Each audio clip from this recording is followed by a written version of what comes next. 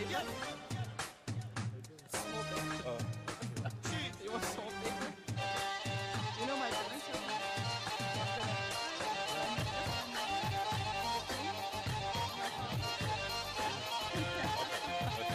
and my childhood friends are in the back office.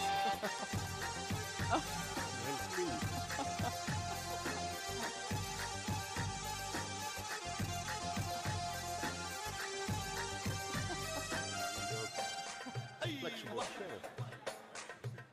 عصور يا خي عصور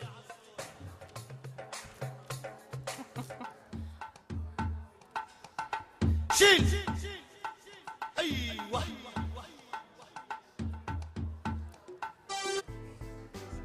My parents.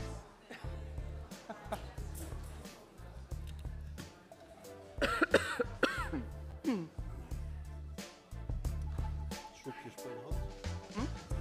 Snoepjes bij de hand. Oh, ja?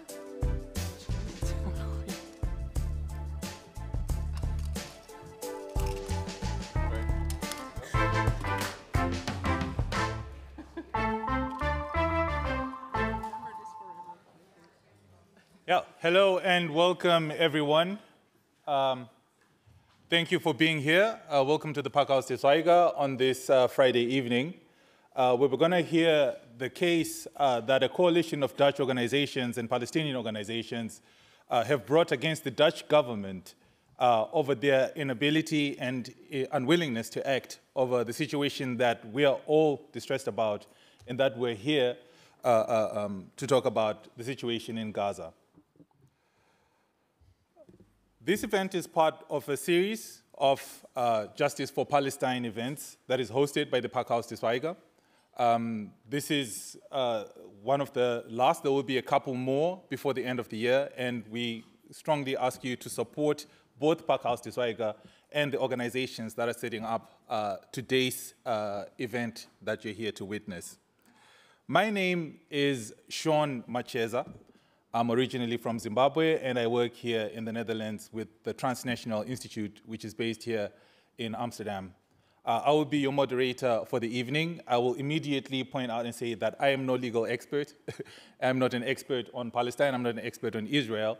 But I think that puts me in a rather good position to ask the questions of this panel today, who are indeed the experts that are going to be dealing with the issue today.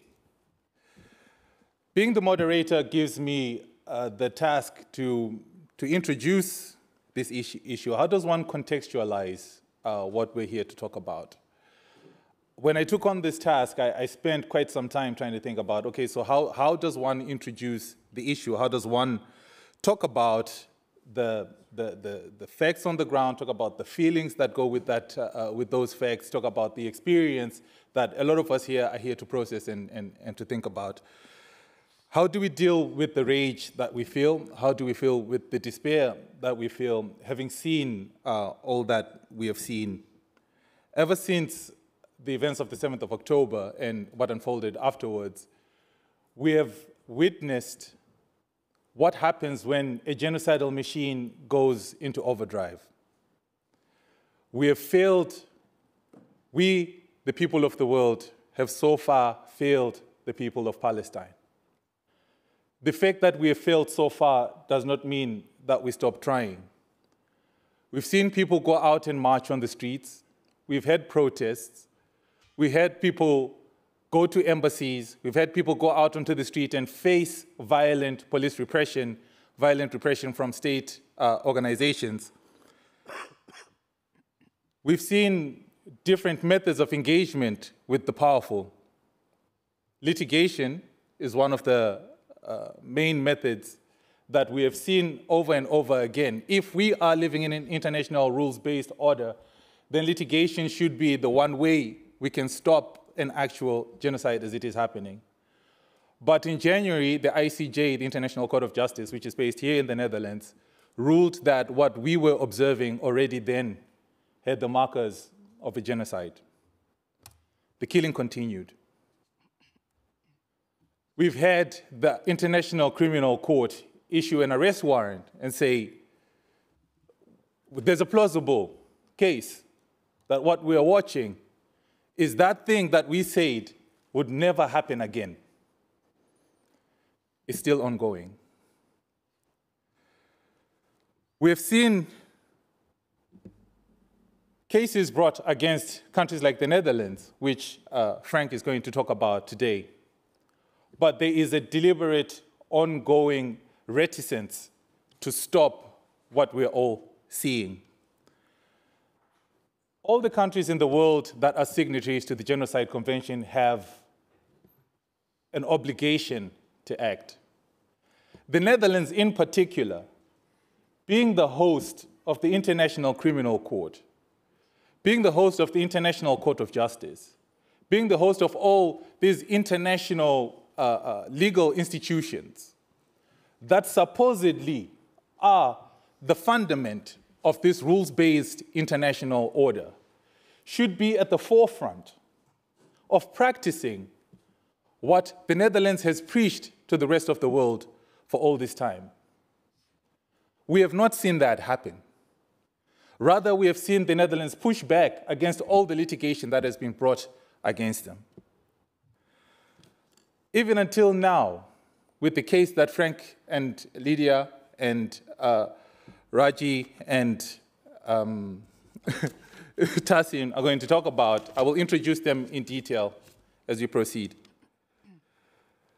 The Netherlands continues to send weapons parts, to trade with Israel, continues to act as if everything is normal, refuses to push back.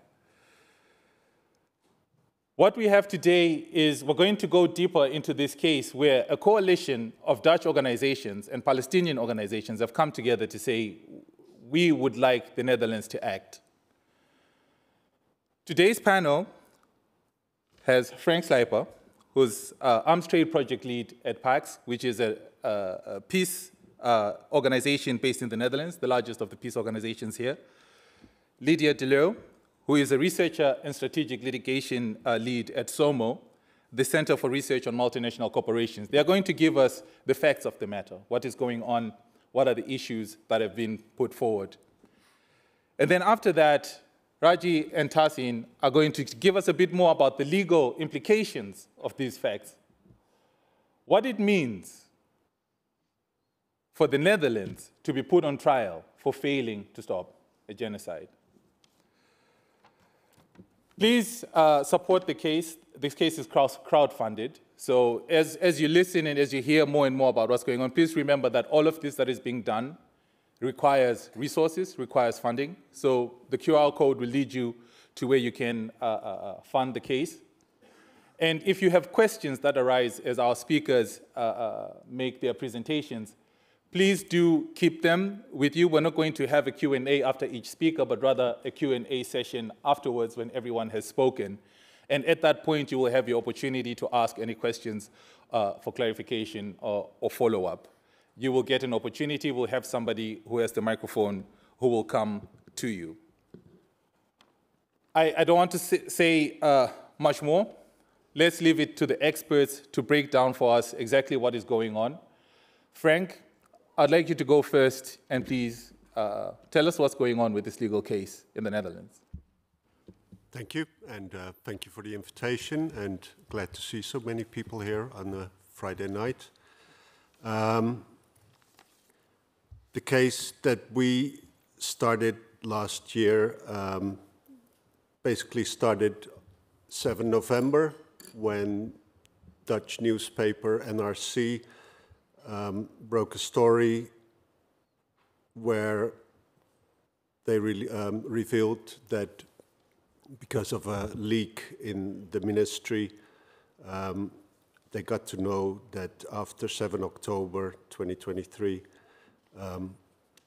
lots of transfers of F-35 fighter jet material were going to Israel, and that at least 2 people in the government had warned the government that they believed that that was incompatible with Dutch policy. In that same newspaper article, Lisbeth Zegveld, one of our lawyers, was interviewed and asked for a reaction, and she indicated that that indeed was a clear violation of Dutch arms export policy and basically was illegal. And so the next day, or actually that same evening, I was texting with Lisbeth saying like, hey, you're basically suggesting that we need to start a court case. Do you? And she said, yes, of course. Some back and forth, and the next morning, with a couple of organizations that Pax is working with, SOMO, Amnesty International Netherlands, Oxfam Novib, and the Rights Forum, there was a meeting organized, and I think after a week, we decided to continue, not to go into too many details, but we had to act quick, and correct me if I'm wrong, Lydia, but after that week, there were 3 organizations left that could really go on and had the mandate to start the court case, which we did. 4th of December, we had the first hearing in the Hague District Court. We lost that on the 15th. There was a big disappointment, but the small win that we saw there was that there was the recognition by the judge then that he indeed saw that the risk of the Dutch government being complicit in violations of its export commitments under the Arms Trade Treaty and EU legislation was clear, but the judge had some other issues, again, without going too much into detail, that he could not, I'm always very bad in legal terms in English, so we could not win in the first instance. So we were still convinced that there was a good chance for us to win the case, so we appealed, and fortunately, and on the 12th of February, the appeals court, again in The Hague, basically on all accounts, said that we were right in everything we'd put forward, and immediately, that's to say within a week time, the government had to ensure that no F-35 related exports would leave the Netherlands straight to Israel, or I say straight, but it didn't say straight, no F-35 related exports to Israel. So that was a major breakthrough, because I've been involved in a couple of arms trade litigation cases over the past 20 years, and the sad story of all of them was that we always lost them for many different reasons, often very technical ones about whether civil society organizations have a right to sue the government, sometimes what sort of court you had to go, etc. But with that knowledge, because we've also learned from all these cases, here we were at the right court, we were allowed by the court, and more importantly, on all the important facts where we were pointing at violations of human rights, of international humanitarian law, the judge agreed that that risk was indeed so clear that the Dutch government had to stop these arms transfers. Very sadly, the Dutch government said, yes, we will obey, we will make sure that nothing leaves the Netherlands to Israel, but immediately appealed against the appeal.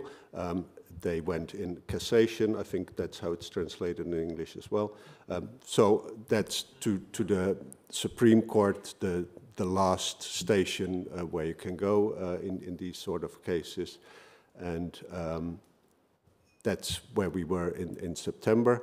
And before I get there, in the meantime, quite quickly after that decision by the appeals court in February, it became clear in interviews with ministers and other government officials that when they were asked, like, hey, yes, you seem to say that nothing will go from Woensdrecht, the Air Force base, where a lot of, where there is a warehouse, basically, where F-35 components are stored and shipped to countries all over Europe that fly with the F-35 and Israel. But what's happening with all the other bits, because they're Dutch companies that produce parts for the F-35 that go to the US and that are part of newly built F-35s, including ones that have been ordered by Israel and that eventually go to Israel. And the government was quite clear, several ministers is saying that no, the court didn't say anything about it. This is only about direct transfers from Woensdrecht to Israel. So that for us was a reason to start a case within the court case, basically a non-compliance case, where we again sued the government and basically demanded that they would also stop the transfer of any F-35 related parts and components through the US, where the F-35 is built, and then on to Israel, and also to make sure that any Dutch components would not, that Israel would need for maintenance of its F-35s, which has been using a lot over the last year, that they could not make use of any Dutch components to replace any broken parts or whatever. Again, at the district court, we lost that case, and again, we appealed. But because we were also awaiting the Supreme Court's verdict, we appealed technically, but we decided to wait with the case itself until we had a little bit more clarity about what the Supreme Court would do. And then, fortunately, and it's strange to say fortunately in these cases, but last Friday, the Advocate General that always advises the Supreme Court in these cassation cases had a very positive advice in the sense that it was basically rejecting all the claims the government made in cassation and basically said that whatever the appeals court had decided in February was decided on proper grounds. So that is a very important advice. I've been told that in most cases, not in all cases, advices by the Advocate General are being followed, but it's no done deal, definitely not.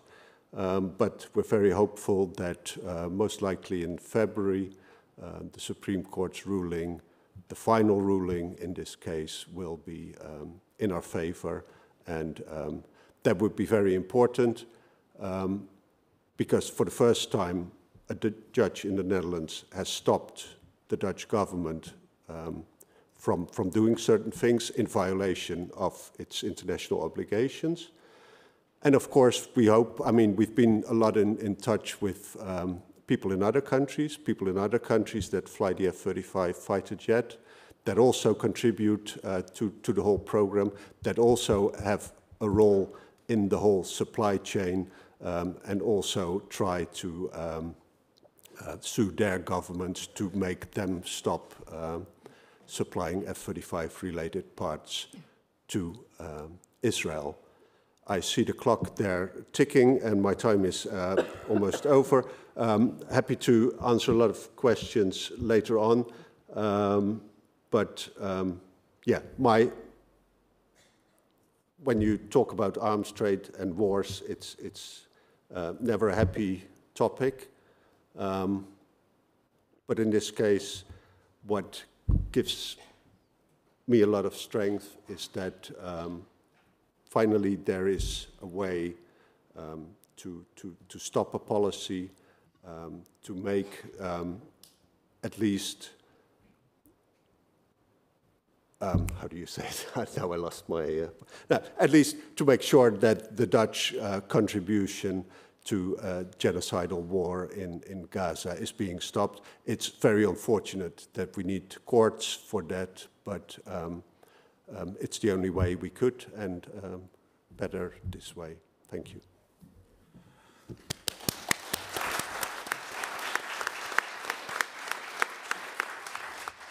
Thank you so much. That's Frank. Just a reminder, he's the arms trade project leader at PAX, which is a peace organization based in the Netherlands. Frank, so would you then say that this prior case gives us hope, per se, for upcoming cases, or was there something in particular that was specific about this case that makes it not so transferable to other issues? It's always on a case-by-case basis. Every case is different, of course. What I think was very important in our case was that there was very specific evidence of these transfers to Israel, and that we could make the direct connection between the use of F-35 fighter jets in the bombing of Gaza, and I think that very direct link is very important, and that's my experience also from previous cases, that a broader demand is more difficult to get. I mean, simply the barrier is very high at the court to get anywhere. But I think also when you have established this, it really gives opportunities for further litigation. Yeah. Awesome. Thank you so much. We can only hope that this opens up other opportunities for using the rules in the Netherlands to hold the Netherlands accountable. And our next speaker is going to talk about, again, the same issue of the Netherlands collaborating with an overtly genocidal state, and not necessarily in the transfer of weapons per se. I will not preempt her presentation, but collaboration is broader than just the F-35 parts and weaponry.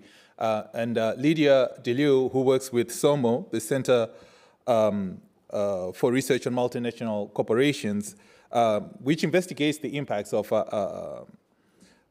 corporate players and enablers per se. She's going to give us a little bit of the perspective from the Netherlands and the role of corporations in the trade with Israel. Lydia, the floor is yours. Thank you, Sean. Thank you, everyone, for being here tonight. First, for full disclosure, I want to say that besides being a researcher with SOMO, I'm also the chair of Stichting Kifaya. It's an organization that has been supporting health workers in the Gaza Strip for the last 25 years. And Stichting Kifaya is also a part of, is also a group that is part of the coalition in this court case.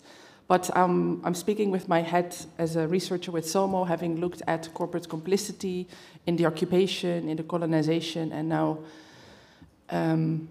my scope has widened to looking at corporate complicity in a genocide. I will explain, I think just to pick up where Frank left off, he said very specifically that, you know, these F-35 parts and how they are used in attacks, unlawful attacks in Gaza, is what created that hook for that court case. And then making the bridge to the new court case that is focused more widely, I want to explain how they're connected, but also how they're different. So in the new court case, we are more broadly looking at the prevention of genocide. And that is a far higher bar for states to meet that obligation. They must take all measures reasonably available to them to prevent a genocide. So in such cases, you do not have to prove that a single spare part or a single bullet ended up being used in unlawful attacks in Gaza. the state has the obligation to make sure that this genocidal regime cannot have the ability to carry out a genocide. So therefore, in the new case, we are asking for a full embargo on the transfer and the export of arms, arms parts, and dual-use goods. Because in our view, every of those little pieces contributes into the ability to carry on the genocide. So therefore, it is indeed a much higher demand, one more difficult to meet. But unfortunately, we also have to recognize that we are in a stage in history where we have never been before. Never before have we watched and witnessed a live-streamed genocide, day in, day out, fully documented. Aid workers being killed, press being killed, doctors, no aid gets in, starvation. I mean, I think everyone here is well informed of the atrocities that encompass what's happening. But never before have we live witnessed it on our screens, and never before has the ICJ, at the time that it was still happening, said that it is plausible that a genocide is unfolding as it was unfolding.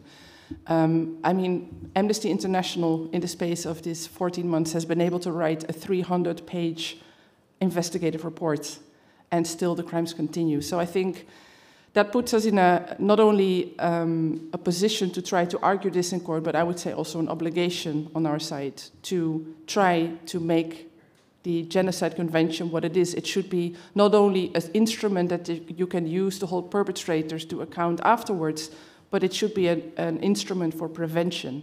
And that's how we try to use it. So going to more on the corporate side of things, I will explain two tracks that are in focus in this court case. One is indeed the arms embargo, which, if I have time, I'll elaborate on later. The other side is the corporate involvement in the settlements and, more broadly, the occupation. That is something that SOMO and other organizations have been looking into for many years prior to the start of this genocide. And in the Netherlands, the applicable policy to this trade, specifically trade with settlements, is referred to as the ontmoedigingsbeleid, which is a so-called discouragement policy. And I always say that it is neither discouragement nor policy. It has no clear goals. We have SOMO together with the Rights Forum in January 2022 issued a request for information, for a public information request with the Ministry of Foreign Affairs, and we asked for all documents that pertain to the policy and the practice regarding settlement trade. We are now almost 3 years on, and we will have a hearing in January of next year where we appeal, the lack of disclosure before a court. But the information that we have received so far paints quite a bleak picture and only reaffirms why we started this case. So from the documents that we saw, there's no clear goal stated. It's not clear what the government tries to achieve. And the only thing that they see in scope is where companies are directly contributing or directly facilitating the construction and maintenance of settlements. Fair enough. But then at the same time, they say it is up to companies themselves to decide whether or not they want to do business in settlements and with whom they do business. And to me, I mean, I don't think you have to be a jurist or anything to see the incompatibility of both statements. That on the one hand, companies shouldn't be involved in the construction and maintenance, and at the same time, you say, but it is up to them to decide. So internal emails and communication in the ministry shows that there's no policy, that there's confusion, and that they try to find ways to let companies carry on with what they're doing. There has been internal legal advice issued that says this is in violation of the right to self-determination. The Netherlands is possibly violating its international obligations. And these companies that are continuing to do business in the settlements may be liable under our own Dutch International Crimes Act. So now we have absorbed this policy into our court case because we want to stop any trade with the settlements. But there's something more to be said about the settlements, is that there's no such thing as a settlement economy on the one hand and an economy of Israel on the other. They're inherently linked, they're one system. So there's one electricity grid, there's one water system, academia is one, the banks, the financial system is one, and there's even a so-called boycott law that was put in place in 2011 that prohibits actors from choosing to do business in Israel and choose not to do business in settlements. So if any state is going to impose an effective policy on trying to stop the settlement trade, they're going to have to look much broader than what economic activity takes place in the settlements alone. And this is not just me or Somo talking. I'm going to quote something from the documents from the states, in internal communication. And it says that one public official writes that the interwovenness of settlements with the entire Israeli economy is large. Almost every Israeli company has a link with the settlements somewhere, somehow.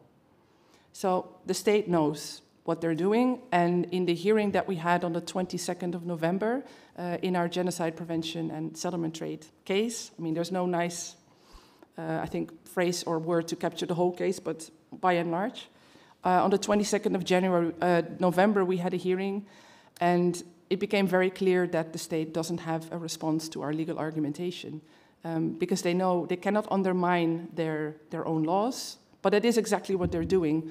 So the Dutch International Crimes Act would prevent or would prohibit such corporate involvement, because the construction of companies and the acts that are accompanying the construction of settlements are in fact war crimes. So it is for example, there's many, there's a long list, but one would be the transfer of the population by the occupied power into occupied territory. That's a war crime. But you're not moving people, you're not moving Israeli settlers into empty land. There's people living there, there's Palestinians living there. So it comes with forcible transfer of Palestinians, also a war crime. It comes with the pillaging, it comes with the destruction of private and public property. These are all crimes under international law. And would also be crimes under Dutch law.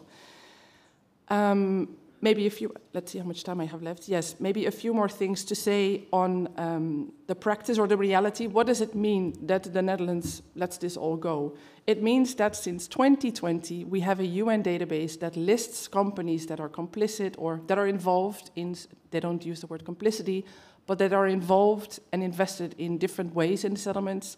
And on there, since 2020, we are seeing the names of Dutch corporations. Journalists have written about it. Civil society has criticized it. We've had many conversations with the Dutch Ministry of Foreign Affairs and criticized it and said, how can this be? When is there going to be any action taken? And in those conversations, we've been told quite clearly that no action is expected to be taken. So therefore, we are continuing on two tracks. One is to try to hold the state to account and force it to take measures through this court case. And the other direction we have taken is file a criminal complaint against Booking.com here in the Netherlands. And the legal theory reviews there, I won't elaborate too much, but it is one of money laundering, where we say Booking is listing accommodations and property located in illegal settlements. And so therefore, the revenue that they get by renting out those properties is an unlawful, illicit money flow into the Dutch economy, and it becomes a money laundering offense. So the predicate offense would be, indeed, the moving of population into occupied territory, but what the company is doing is getting rich off of war crimes. I think my time is almost up.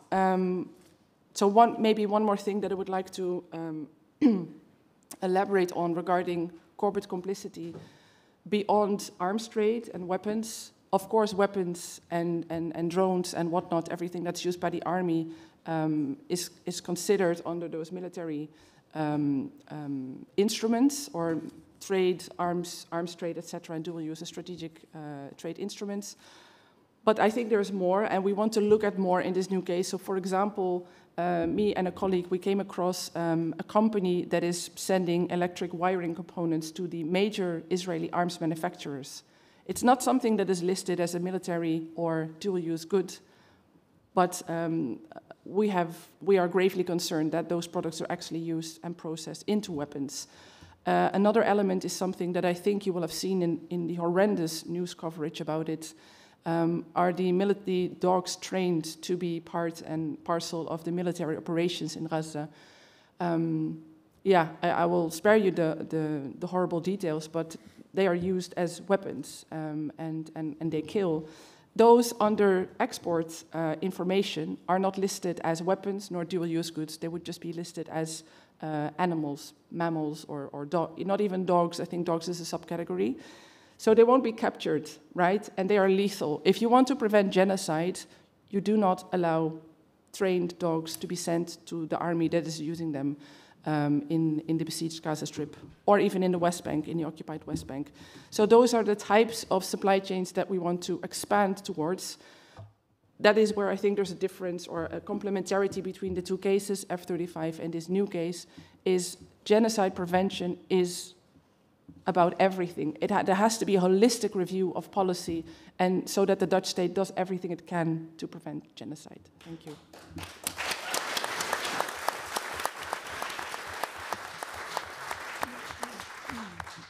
Thank you so much, Lydia. I'm just curious, you work with you research, you don't work with them, but research transnational corporations. I work with very powerful colleagues. They are, by their very nature, I think, slippery institutions, right? It's like the Hydra snake with multiple heads. You get one here and it shows up there. What would you say would be the effectiveness outside of the Netherlands? Like, say we succeed with this case in the Netherlands, isn't it only just opening up an opportunity for the Hydra to show up elsewhere and nothing really changes? I mean, the effect won't be as large as we want it to be. But the thing is also that the Netherlands is a tax haven, so a lot of companies are quite comfy here. And there's you usually find a Dutch hook somewhere. Just like when you go on holiday, you usually run into a Dutch person. It's the same with companies. There's usually some kind of presence or connection here. So I think the question is about where does the Dutch court have jurisdiction?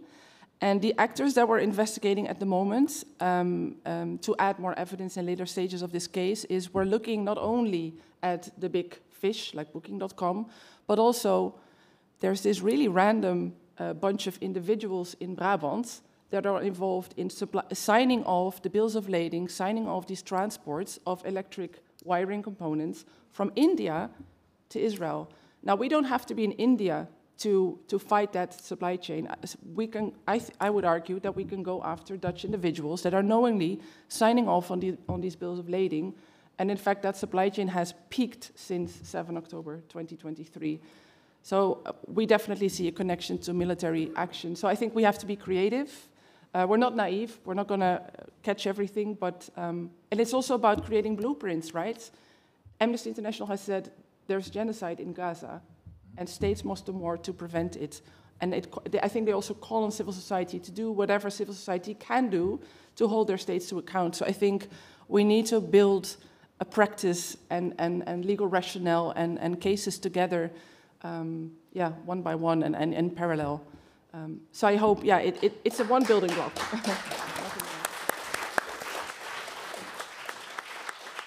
Thank you so much. I think I'll have some other follow-up questions, but we'll come back to them once we have all the speakers, once all the speakers have had their turn.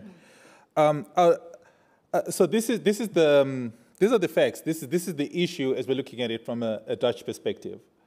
But it of course has broader ramifications, right? This case in particular has reverberations across the world and will hopefully lead to change where it matters the most, and we're talking about Palestine. So the next part of our session focuses on really the broader implications of this legal case. I think I'll start with Tassin, who is a senior legal researcher at Al-Haq, Tassin Elayan. Al-Haq is a Palestinian human rights organization based in the city of Ramallah in the West Bank, founded in 1979. And they monitor and document human rights violations committed by parties that are involved in this conflict, of which we're seeing the latest iteration of a flare-up of violence. And they issue reports and findings and produce detailed legal studies. Tahsin, can you tell us a little bit more about what implications this case will have in this context of today? Thank you. Hello? Yeah, it's working. Thank you. Thank you, and thank you all for coming to listen to such unpleasant stories. They are not nice, but despite the fact that they are not nice, you have come. So thank you very much, all of you. I have been asked to say a few words about the legal obligations of third states under Common Article 1 of the 4 Geneva Conventions, as well as Article 1 of the Genocide Convention. And when I say third states, I mean states who are not party to a specific armed conflict. The question relates to whether third states who are not party to a certain armed conflict have a legal obligation to address IHL violations and induce states to stop these violations. This issue actually has been controversial for a very long time, but now there is a consensus that this article, Common Article 1, creates these obligations.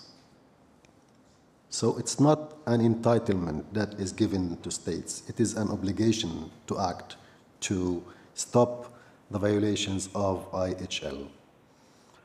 And the controversy arises regarding responsibilities that emanate from the external dimension of obligation to ensure respect.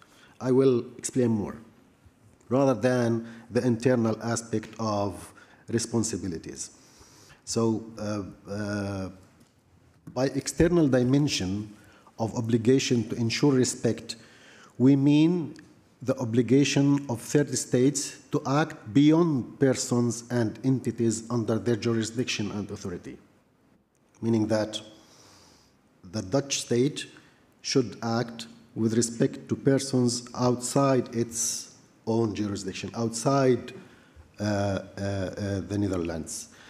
And this external dimension of the obligation or external obligation to ensure respect did not arise, did not begin from the moment the Fourth Geneva Convention or the 4 Geneva Conventions were drafted.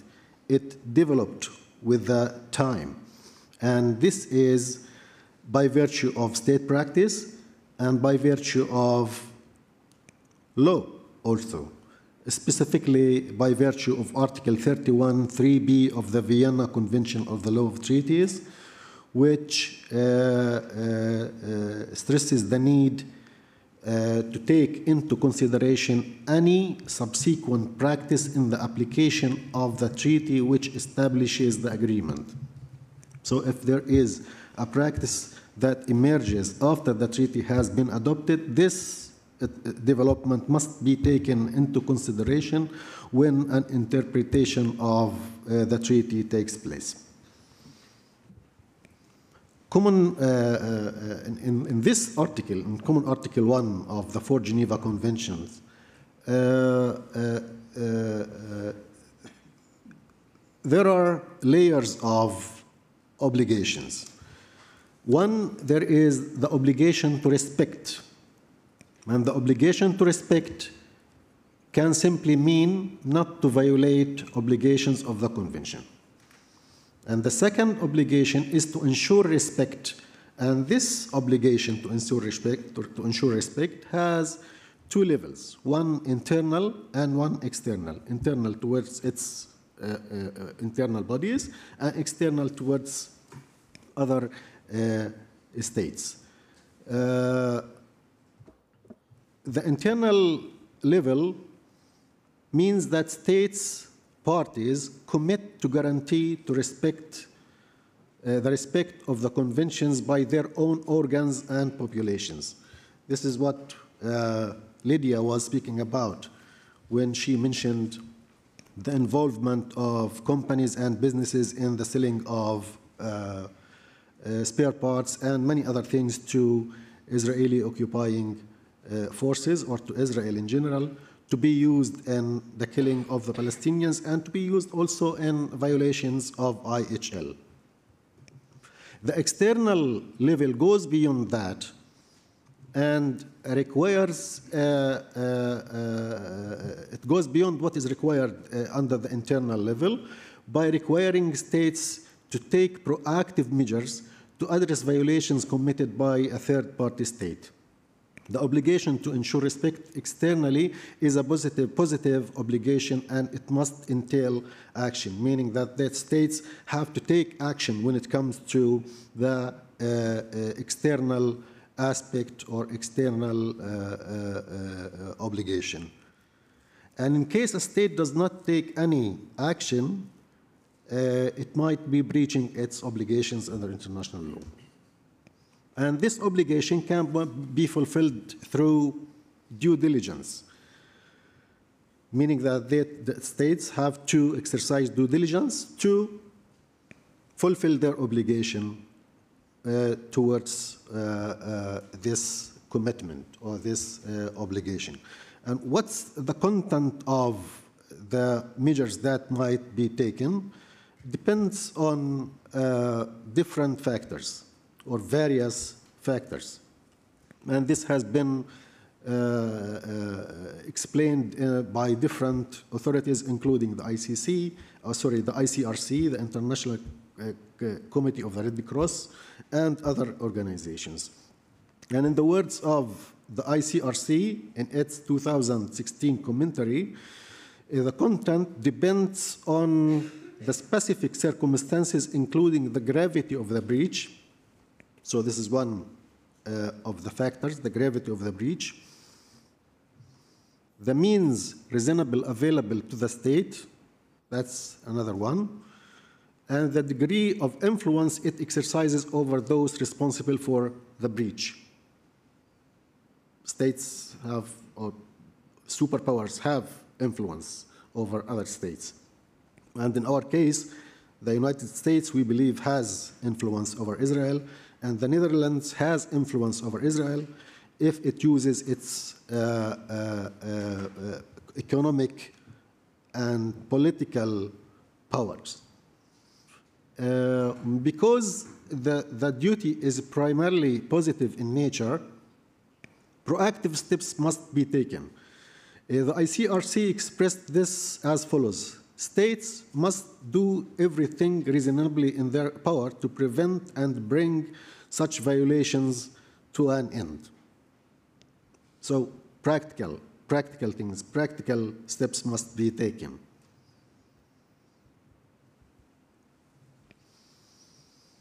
Another source of obligation in order for states to fulfill their obligation towards this treaty, i.e.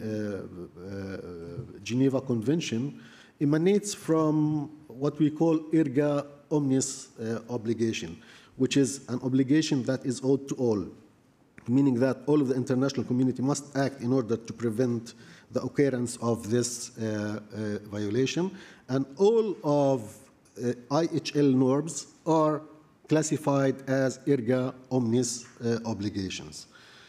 And this was expressed by the ICJ, the International Court of Justice, in the Barcelona Tract case as follows: an essential distinction should be drawn between the obligations of a state towards the international community as a whole and those arising vis-à-vis another state in the field of diplomatic protection. By their very nature, the former are the concern of all states.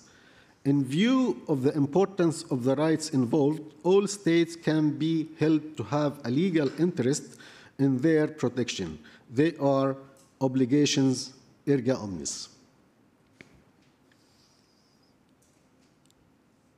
I'll finally touch on obligation under Article 1 of the Genocide Convention, which reads as follows: the contracting parties confirm that genocide, whether committed in time of peace or time of war, is a crime under international law which they undertake to prevent and punish. Look, to prevent first and punish second, not only just to prevent it. They have to punish this crime if it happens, or the perpetrators of this crime.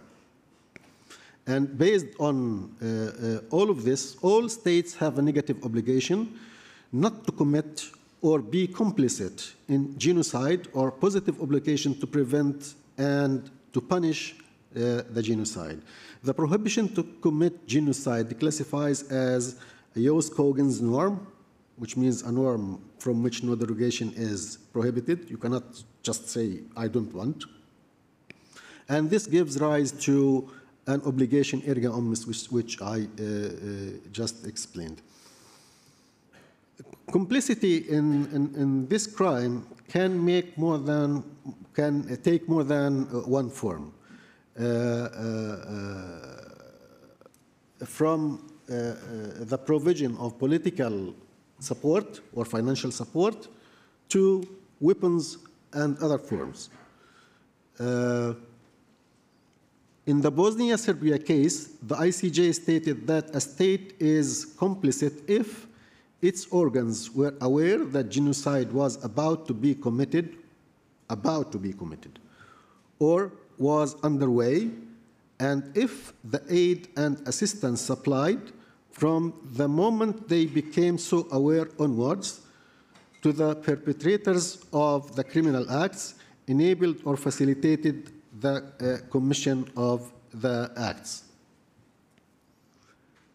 The obligation to refrain from being complicit through aid or assistance begins at the moment the state becomes aware of the existence of serious risk that genocide may be committed.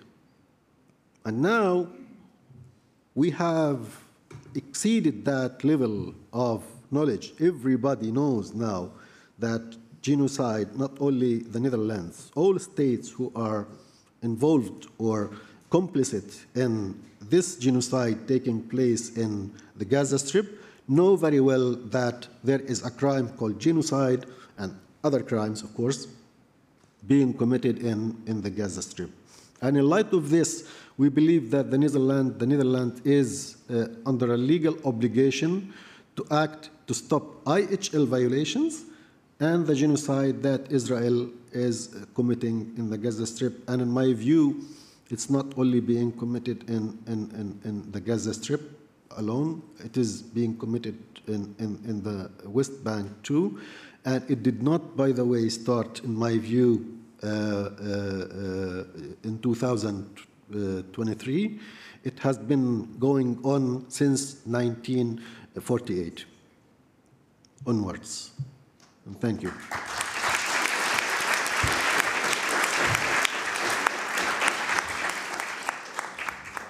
Thank you so much, Tahsin. You really lay out, give a lot of detail and a lot of the specific reasons why the Netherlands is on the hook in this particular instance. Does the Netherlands' role as a country and its participation in the EU make different rules for them? What agency does the Netherlands have outside of it being a member of a bloc? Because we've seen also the bloc, the regional bloc itself, acting in a particular way towards Israel. Could you please just break that down a little bit for us? Yeah, maybe my colleagues can answer this question better than me because they know the type of support that Netherlands is supporting or providing. Maybe two short comments. Yeah, yeah, sure, please. One is the EU is not a signatory to the Genocide Convention. The Netherlands is a signatory to the Genocide Convention and is a state with its own obligations. So they cannot defer to the United States to take responsibility for the F-35 parts. They cannot refer or defer to the EU for other political decisions. And my second comment would be there are limitations in terms of how they can take certain measures. So, for example, trade, you know, a lot is indeed outsourced in terms of decision-making and rule-setting to the EU. But there are examples of what is possible, and we argue in this case that it is possible for the Netherlands to take unilateral, individual measures. And I think one example of such an action could be, we can look at Ireland, that is moving forward with an occupied territories bill that says a ban on trade with settlements. So this is one example. There's many more. No, but the Netherlands has its own responsibility and must move, cannot wait. Awesome, thank you so much. So we have our final speaker, Raji Sourani. He's the director of the Palestinian Center for Human Rights, which lobbies for legislation that incorporates international human rights standards and basic democratic principles.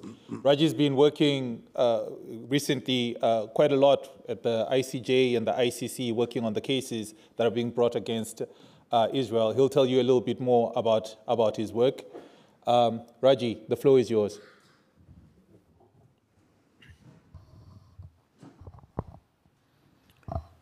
Well, at this moment, while we are sitting in this nice room, there is people for the last 14 consecutive months massively killed, massively their houses destroyed, and massively starved, and massively displaced. That means the harvest of sin since October 7th till today, only 17,000 children killed by this criminal belligerent occupation. It's very cheap blood, it's Palestinian. Who cares? I mean, 17,000? I would imagine now we have 100 Israeli hostages, prisoners, whatever you call them in Gaza. Every day passing, almost 100 Gazans are killed, at least.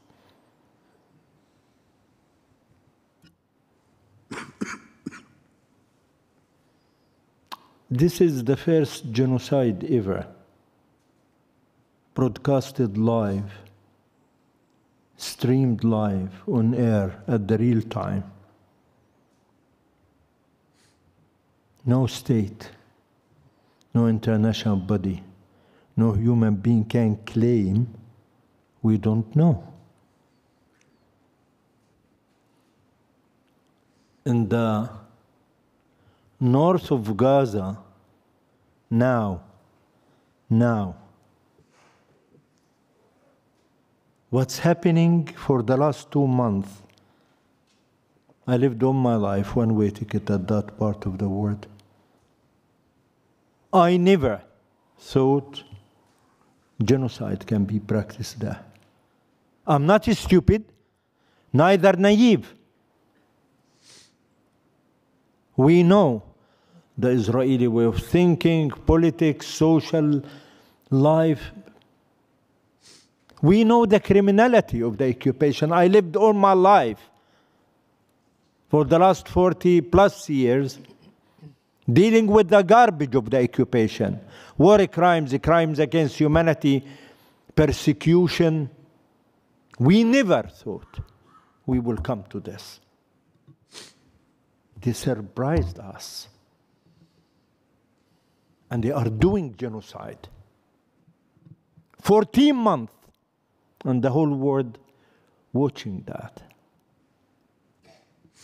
Imagine you are a mom or dad, and you having your own children. You cannot shelter them. You cannot clothe them. You don't have bread, not food, bread for them. You cannot have water for them. And you cannot protect them from death, which coming from the sky any minute, any time. no safe haven in Gaza.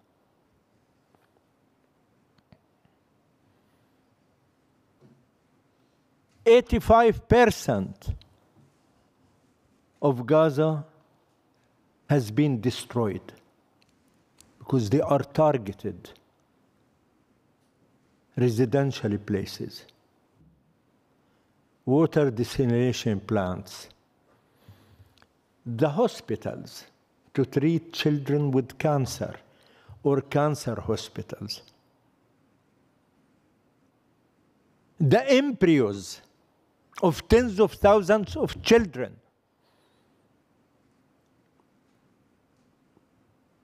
one of the oldest churches in Gaza bombed. Madani Hospital, Baptist Hospital, bombed. Bakeries, everything, happened at the daylight. Even shelter places were UNRWA provided to them, to the people when they fled to the nowhere. With the children, with women, with old, young, sick people, they were killed and bombed. Imagine you see the body of your dears, or you know about the bodies of your dears. They are under the rubble. Dogs and cats eating them.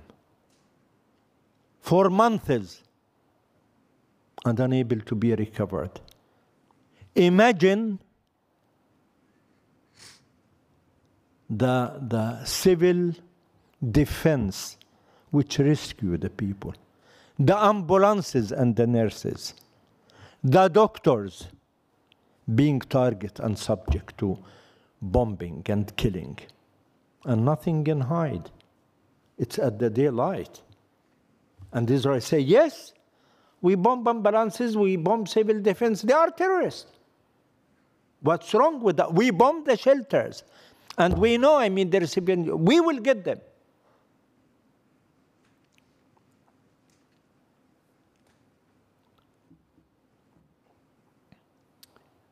Now, this is going on and on.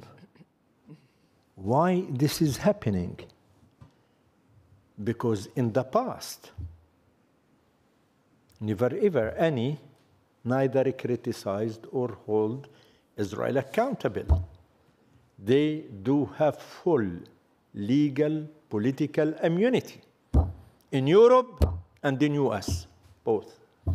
In the Security Council or at the international courts or national courts. Palestinian-Israeli conflict didn't begin today or at October 7th. In the long version, we have this conflict since Nakba,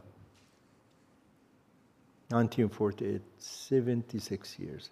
In the short version, 57 years since the occupation. They were saying, we Palestinians, terrorists and demagogue. We are occupied, but we are terrorists and demagogue. Terrorists because we are victimizing the occupation. Occupation in law, in Rome Statute, crime of aggression by itself.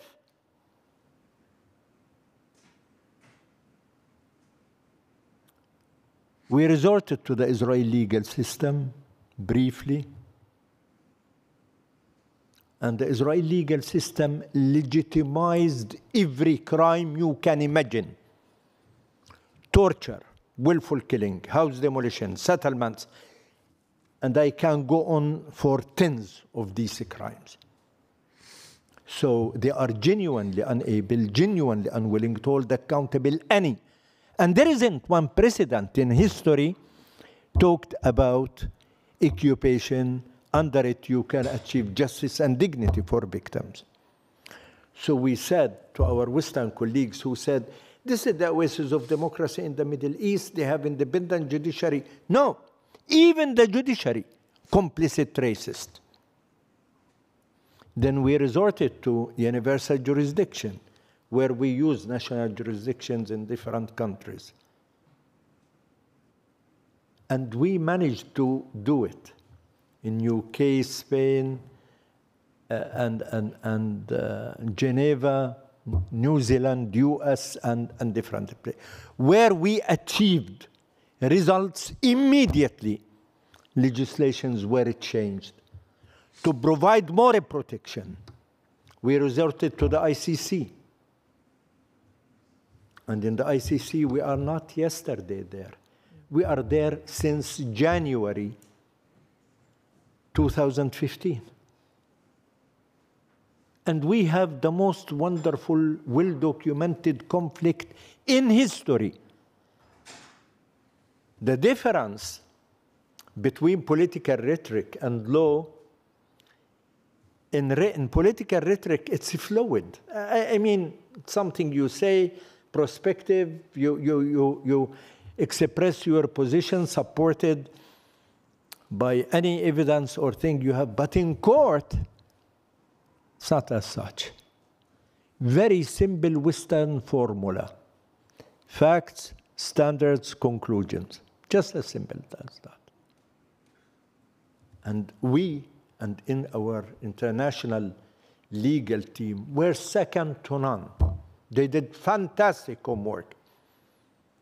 And when President Trump, 2017, threatened Bensouda and the court, everybody was complicit and silent. Shame on them.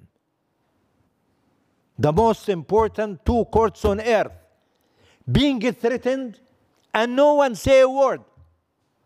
We didn't invent it. Palestinians didn't invent ICC. They didn't invent the ICJ neither. This is the creme de la creme of the human experience.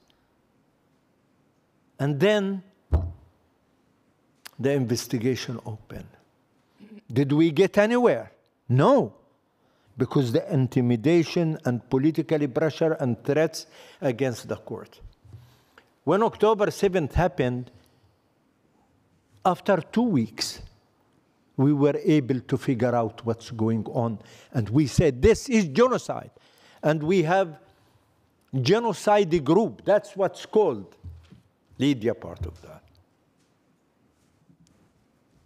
It was simple and clear to everybody. We pushed the ICC to move. It's in their mandate. It's their obligation. Genocide Convention, it's called the Convention of the Prevention of the Crime of Genocide. You don't wait for it till it happens. The added value in this, you do it before it happens. Or when it happens, you promptly, immediately make cessation for it and stop it. And the ICC prosecutor didn't move anywhere. That's why we pushed for South Africa, which proudly took over and gave tough lesson to the civilized West about law and rule of law and ethics and the humanity. This fantastic regime who defeated apartheid and colonialism made history at the ICC, at the ICJ in January 11th. And we were all proud of that because he brought the pain and the blood and souls of children, of women, of the injustices Palestinians are having to the court. And that was super great, and we were very proud of that. Not as the Palestinians, but as citizens of the world. All of us. I mean, we were happy seeing justice at least being addressed probably. But afterwards, 3 provisional measures, decisions has been taken in January, in March and May. The court said this is plausible genocide, and they accepted the case. And they said, in these provisional measures, this should happen, A, B, C, D. But it was like very intellectual gathering. You know, the court say whatever they want, and the states don't want. The court doesn't have law enforcement agency. The states who should execute that. And none of them did it. And that's why Israel get along with it. What's the problem? And they criticize the court. And they accuse it of being anti-Semitic. And they accuse it of being the enemy of Israel. And that's why US, threatening the court. Then we having one thing more. We have 2 warrants against His Excellency Bibi and Gallant. These 2, just to remind you, after 3 days of October 7th, on October 10th, the President of Israel said,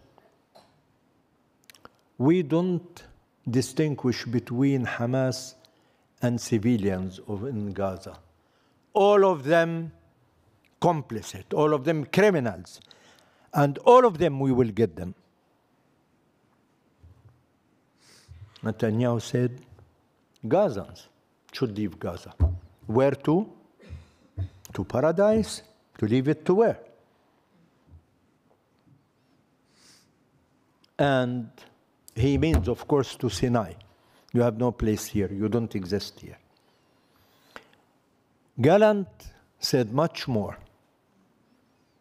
He said, for Gazans, there will be no water, no food, no fuel, no electricity. Gazans are human animals. Shame on him. Shame on such a state. We are the stones of the valley. I have been there since ever, and we will continue there forever. And no power on earth, whether they do genocide, war crimes, crimes against humanity, can take us from there. We showed through the court of law, through the national jurisdiction, through ICC, through ICJ, that we have moral legal superiority in a criminal occupation who do war crimes, crimes against humanity on the daylight. And this colonial racist US and Europe, they are not only complicit, they are partners. Those children and women and civilians in Gaza, those hospitals destroyed, and the shelters in which hundreds killed, they are killed with American, European bombs and jet fighters who take them and drop them on them. And we cannot distinguish and say, you know,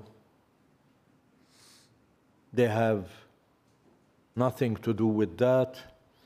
It's evil Israel. No, Israel doing that because when US veto politically at the Security Council the ceasefire, giving license to kill, and when the entire Europe and US provide with arms, and they dispute even after the warrants issued, they are disputing.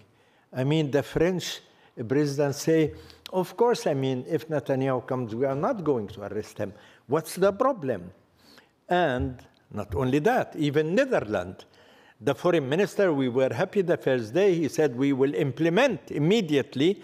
And the prime minister said, no, no, no, I mean, we have to look at that. There is a way we can bring Netanyahu here. I mean, and should be a problem. And we will find the venue and legal ways, I mean, to bring him.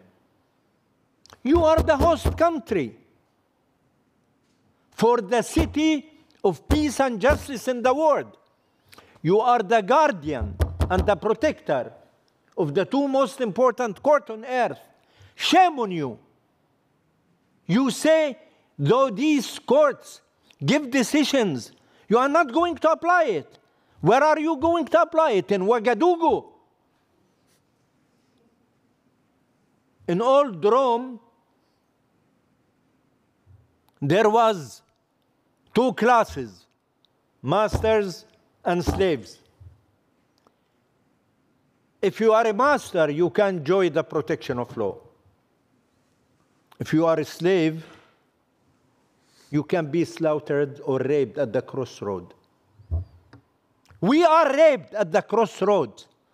Prisoners, our prisoners, in Sdeti man, proudly, ministers, Knesset members, called those 11 soldiers who raped a Palestinian man from Nukhba.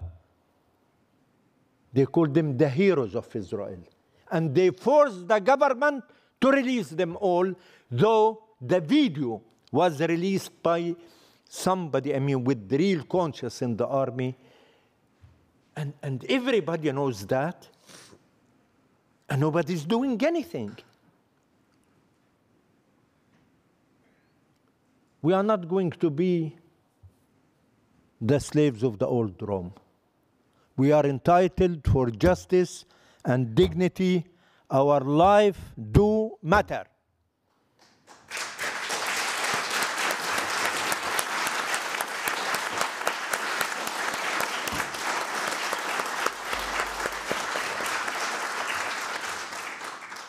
I don't think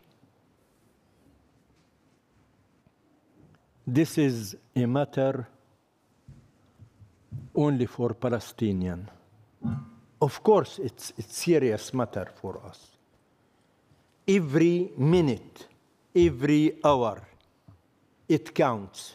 Every minute, there is people who are starving, displaced, killed by minute. And we have enough. But this is very basic test case. It's the existential of the international legal justice.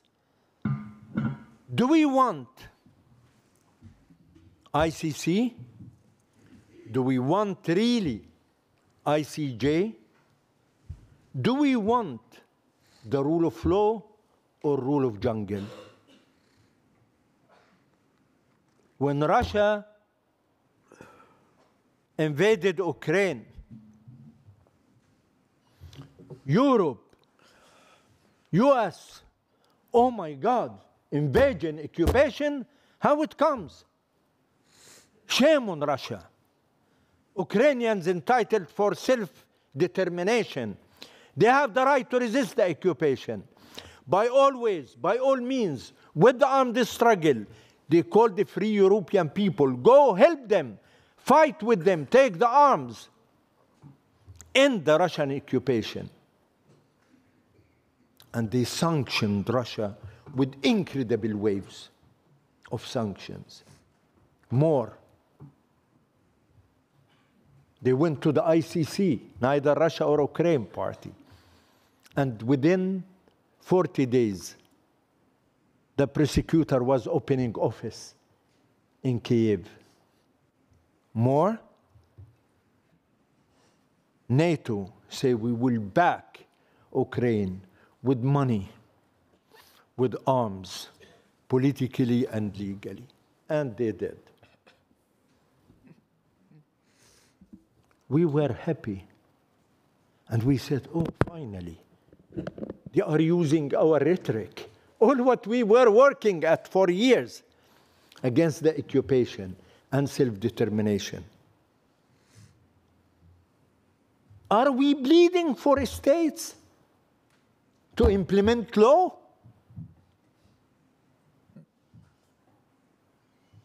Are we reminding them this is your obligation?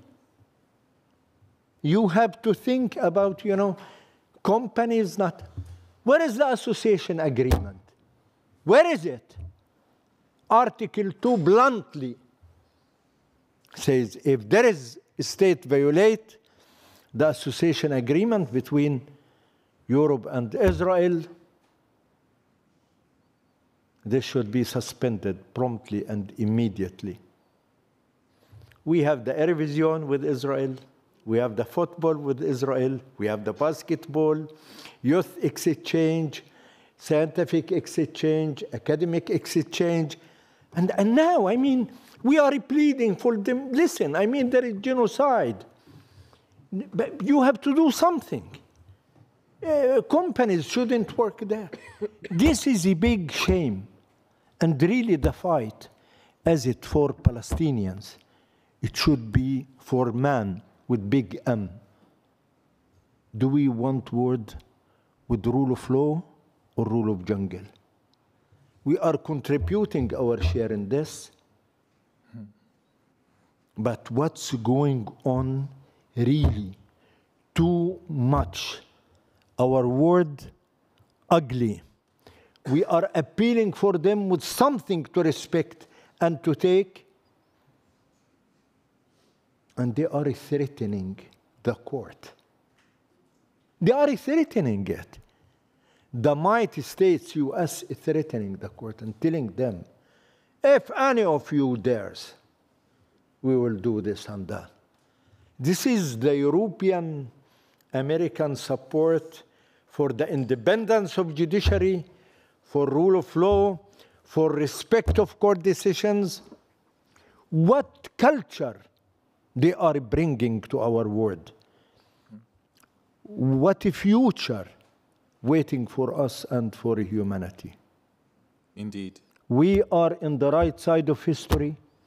We are defending just, fair, right cause. We are in the right side of justice and law. We are not going to be good victims for any, whether Israel or the Europeans and the Americans who are complicit and partners in the genocide. We will never forget or forgive those criminals. We will never lose the hope that tomorrow is ours.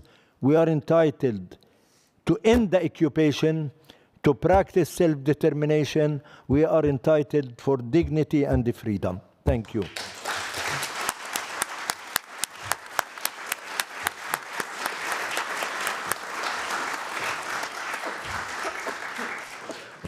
Thank you so much, Raji, for that passionate presentation and for telling the story from your perspective and from the perspective, I think, from capital letter M, as you said it, capital letter humanity. Raji is the director of the Palestinian Center for Human Rights, as I already mentioned. And I think he has, this talk just now really points to the actual human aspect of this. I really do not know how to express it. I think a lot of us suffer for words when it comes to this topic, and it's just more real and more powerful when it's someone who is really in it and who's telling it like it is. We have 30 minutes left of our time. And I'm sure there are some people in the audience who have follow-up questions for each of our speakers. And I would like to open it now to the audience to just, if there are people who have any questions, I have some people who are going to assist me there. please raise your hands and you will get a chance to ask a question going forward. But Raji, the point you make seems there is an establishment of institutions that are supposed to be the last resort, right? And what happens when those institutions seem to not react to the final appeal? From your perspective, for the people here that are in the Netherlands, and for globally people that might be watching from anywhere, what are the small steps that you would like to see people doing further than what you have seen already? I know it's a difficult question. I know it's not an easy one to answer. But so we do not end up in despair, what do we do? In short. I think free, committed people need nobody to tell them what to do. We are contributing our shares wherever we are. We have, for example, fantastic international legal team working with us and cooperating for years and years together. They are bringing the best of their experience to us and the most wonderful help they can do to us. And we work with them together in universal jurisdiction, in ICC, in the ICJ. People should know their venues. South Africa didn't ask the trade unions what to do. They can contribute. When the university students went to the campuses, whether in US or Europe, nobody asked them. We didn't go talk to them, you know. We are committed to give the facts, to give them what's the real story, what's happening, you know, in the ground, if they don't know. But now, with this internet and this Facebook and Twitters, everybody knows. Yeah. So everybody should stand. And I'm sure the free, committed people across the globe did, and a lot waiting for them to contribute. Thank you so much, Raji. The facts are out there. The onus is on us. So, do we have somebody in the audience who has some questions for our panelists? I see a raised hand over there.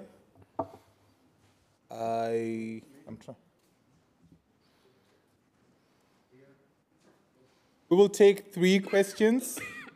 I'll take 1, 2, and 3 for now. And then we'll come to this other side after we've had a response from the panelists. Yes, and maybe for the audience, just so you know, it's recorded. Feel free to speak, but that you are aware of it. Thank you so much to all the panelists for sharing the information that you did with us. My question is specifically to Raji. You know, in public discourse, whenever previous genocides have been spoken about as well, there's always an emphasis on genocidal intent having a very high threshold, you know, which has to be proven for a court to take action. But in the case of, you know, Gaza, we've all seen it live streamed for more than a year now. So I want to ask, how high exactly does the threshold need to be after, you know, 300 pages of reports from Amnesty, from journalists in Gaza on the ground showing us every day the attacks on civilians? Is that not evidence enough for, you know, international courts to take action already? The question. Isn't there already enough proof, and what is the exact threshold specifically on having to prove genocidal intent? Because the word intent is there, and is there not enough proof for intent? You know, pages of statements given by Israeli politicians clearly stating their genocidal intents vis-a-vis Gaza. So.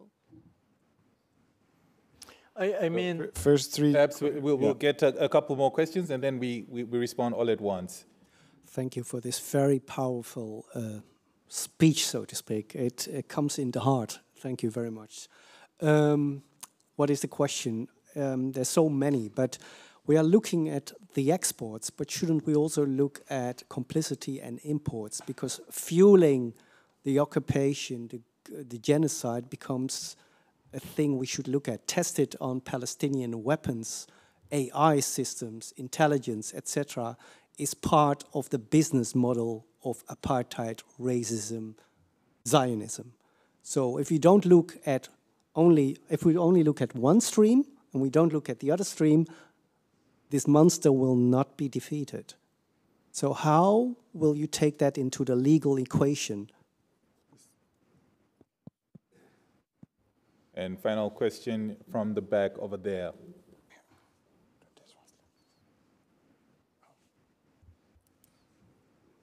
Thank you. Should I stand up? So thank you all. I think this question might be mainly for Lydia and Frank, but I think it's for everyone. So we all understand really well the US's purpose for financing Israel and the huge Zionist or lobby that supports Israel in the United States. But maybe could you shed a little bit of light on what is exactly this connection of the Netherlands supporting Israel? Like, what is at stake if the Netherlands were to stop supporting Israel? If there's something with economic ties, maybe just, I'm sure it's more than just like an emotional or something that's like racist. I'm sure there's like some specific economic tie that stops the Netherlands or forces them to put so much, you know, of their integrity on the line to support Israel. That's it. Thank you. All right, thank you. I think we can deal with those three questions for now. I would assume the first is for Raji, the second for Lydia, and the third perhaps for both Lydia and Frank. So, you want me to go on all questions now? All right, so Lydia. Yeah, so for genocidal intent, I mean, without going into too many technicalities, again, the court, the ICJ, has already said there's a plausible genocide. So for the Genocide Convention to kick in, nothing else needs to happen. We don't need 500 additional Amnesty International reports and other reports. It's there. And like you said, I mean, there is an endless list of statements from political officials to military officials, and it runs down all the way to the lowest ranks in the military, these genocidal statements of human animals and others. So we have everything we can have, except for a ruling, which will take time. A court ruling will take time. But I think that the Amnesty International, and I recommend everyone to read the summary, I think the Amnesty International report did an excellent job of explaining to us what genocidal intent means. A question was asked at some point to Francesca Albanese, the UN Special Rapporteur on occupied Palestinian territory.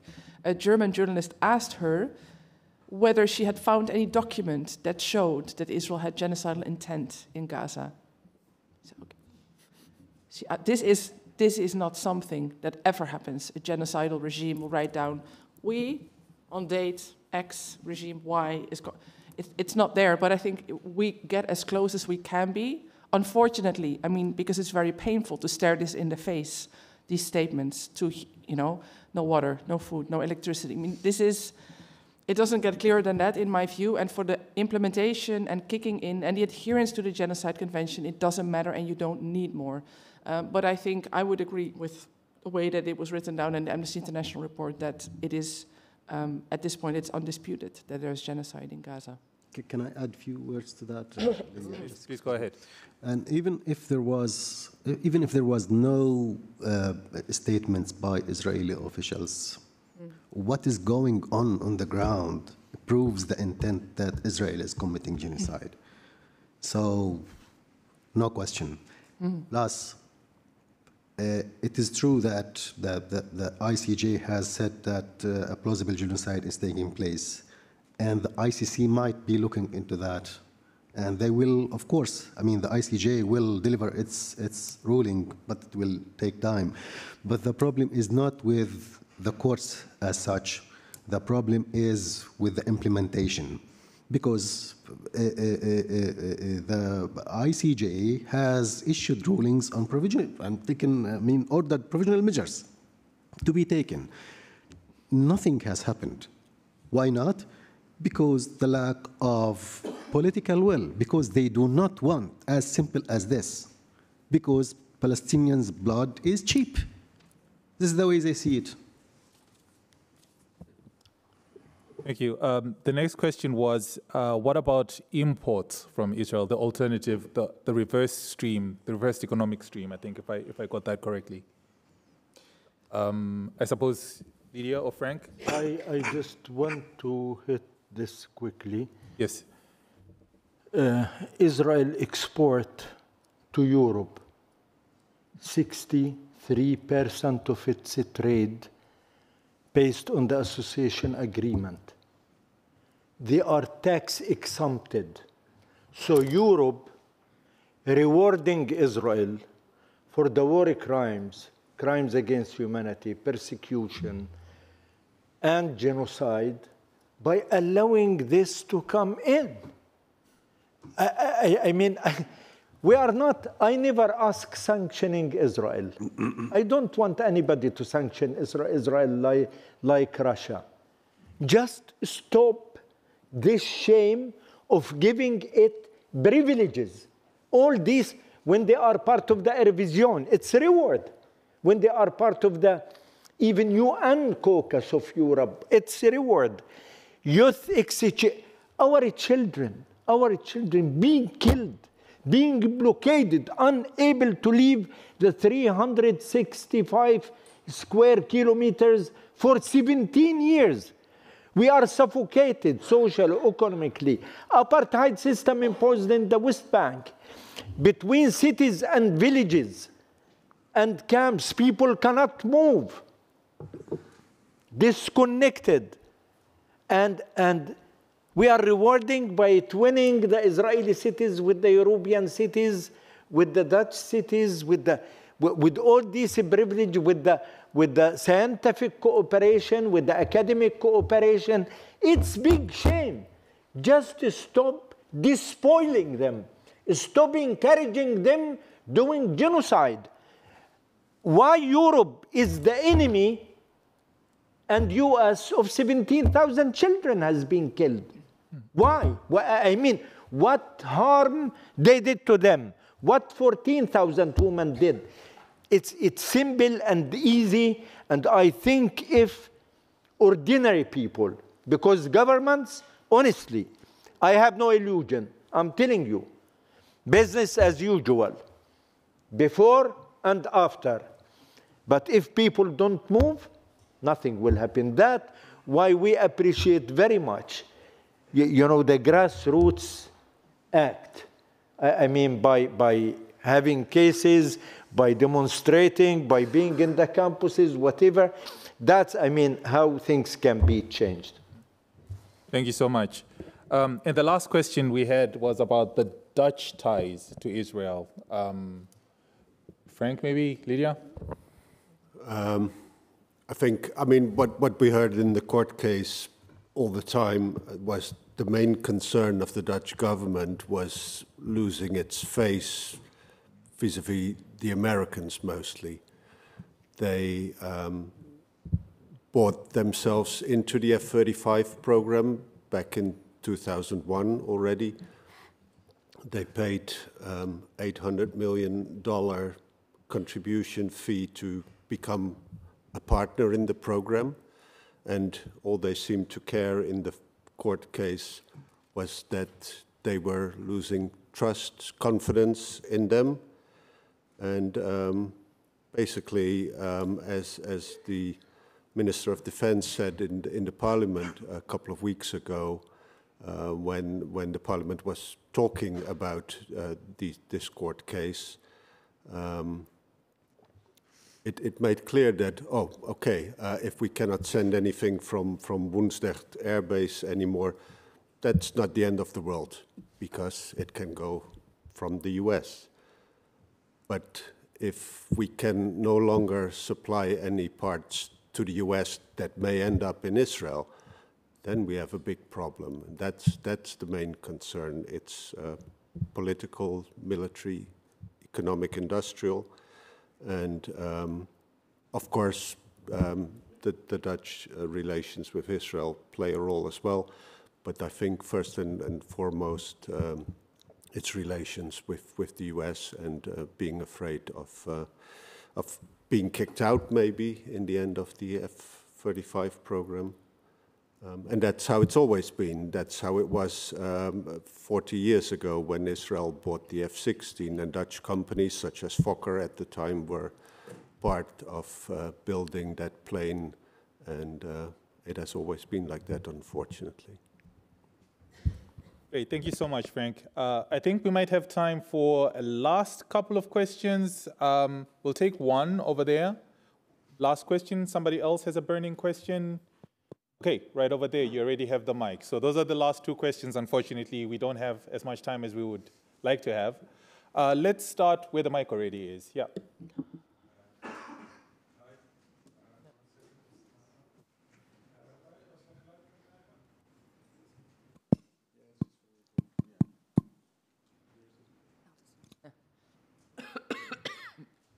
Hi. We hear about conventions, about intent, about laws, about states should be obliged to some things. But if a state didn't sign and didn't agree, they are free to kill.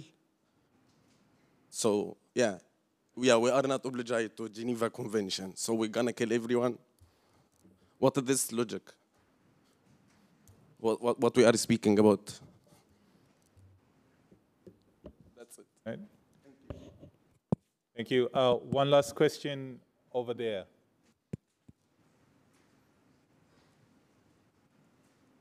I'll also get up. Thank you. My question is to Lydia.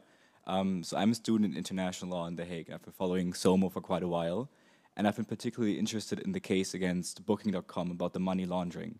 And as far as I can tell, I'm not a student in Dutch law, so I'm not an expert, but the question is that it's disputed whether if the act that is connected to the money laundering, the illegal act, is not criminalized in the other country where the act is happening, then we're not sure if that qualifies as money laundering. And the problem is that Israel is disputing the applicability of the Geneva Conventions in the occupied territories. So therefore, we couldn't argue under current Dutch law potentially that the occupation, the transfer of the population, is a criminal act, which would then refer to the applicability of money laundering. So how do we get around this non-application of the Geneva Conventions when factually, yes, they should apply because it's an occupation, but if it's not criminalized, how do we make money laundering apply in the very end?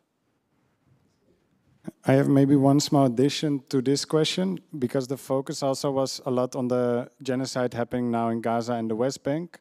But what about complicity? Because you also said there's ties with Israel. Why not go for an Israel broad society boycott? And also added to that, as the two speakers said, since 48 the crime is happening there. Not allowed to return, right of return, the apartheid crime. I can start living in Israel. I have a Jewish grandfather. Raji probably can't. I can somehow. So there's a list of crimes. So why not hold the entire entity accountable, and to what extent has this been explored as well, and not only in the two sides that were drawn later? Thank you. So we have a question on the Genocide Convention, if it's optional and you can do what you would like. Perhaps Tassin, you want to take that one? What was the question on genocide? The question from the gentleman in the back. Yeah, if it is a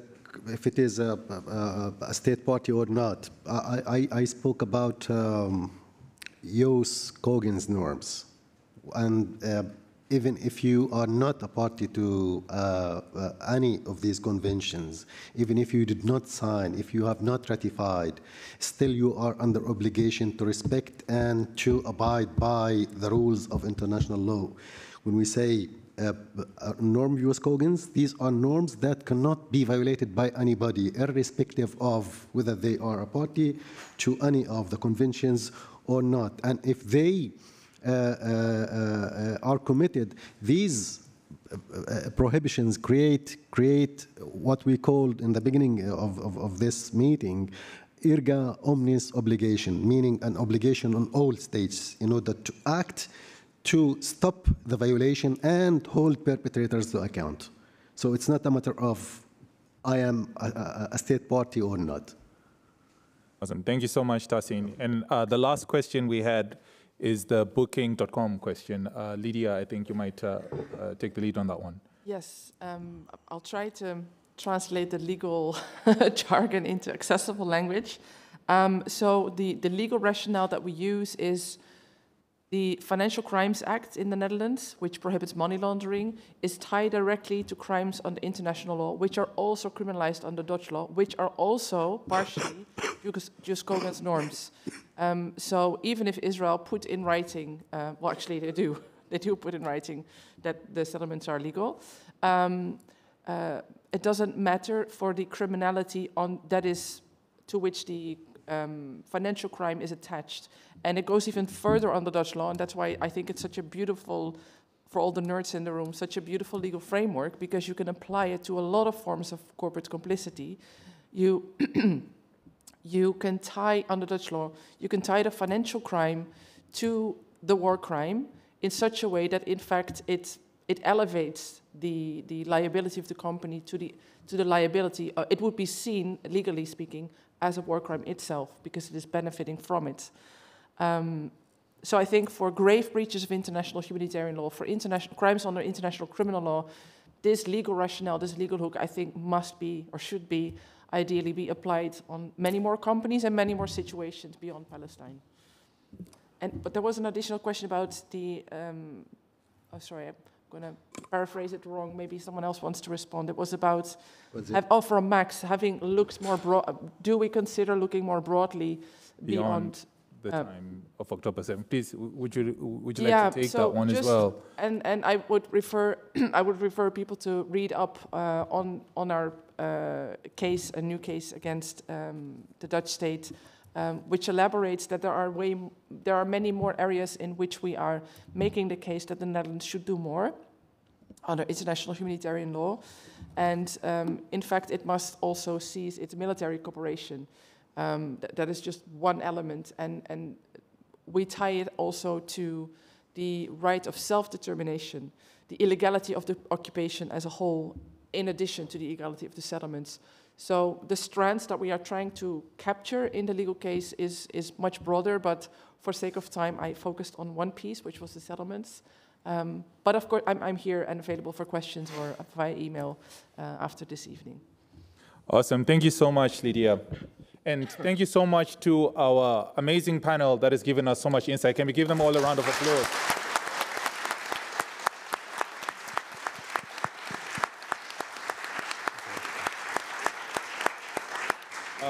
This is not an easy topic at all to listen to, let alone to talk about and to dive deep and try to express all the feelings and all the thoughts that arise when you think about the actual fact that a people are being wiped out in front of our eyes.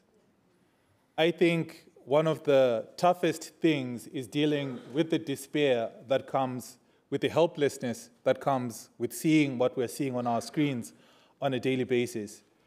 But I think there are many things that we can protect ourselves from, but to look away from the pain in the world is the last thing that we should be trying to do. I think the onus is upon us to bear witness. The onus is upon us to remember. The onus is upon us to tell the children what happened, what is happening, and what is likely to happen.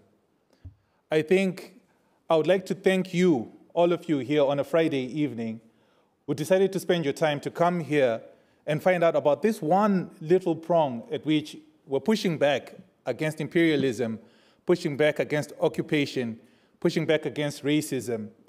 It's a massive monster that is wrapped around our globe.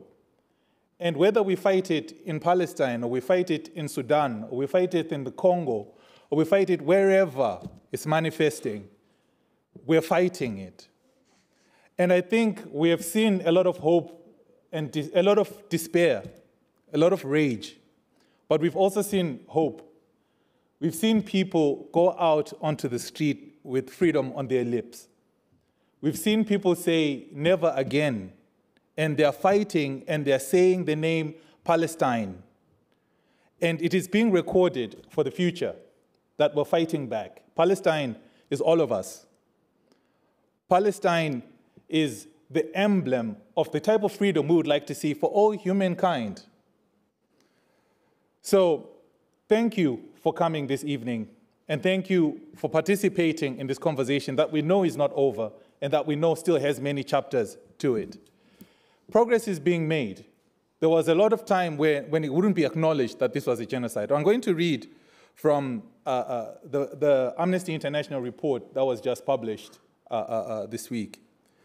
The international community's seismic, shameful failure for over a year to press Israel to end its atrocities in Gaza by first delaying calls for a ceasefire and then continuing arms transfers is and will remain a stain on our collective conscience.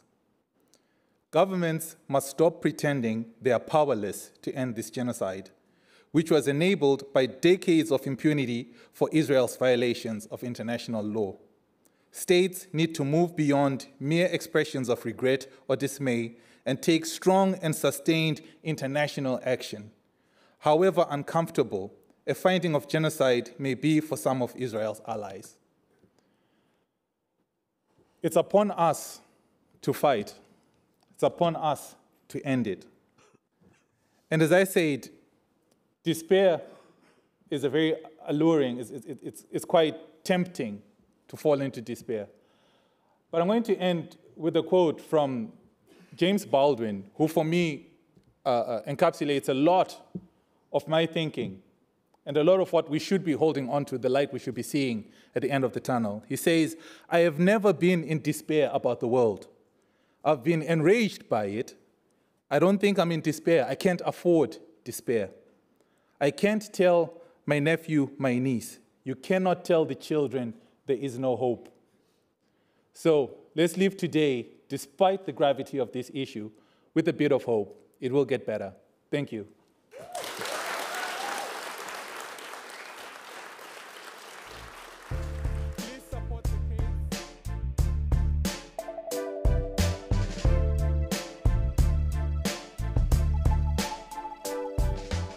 Still open. Thank you.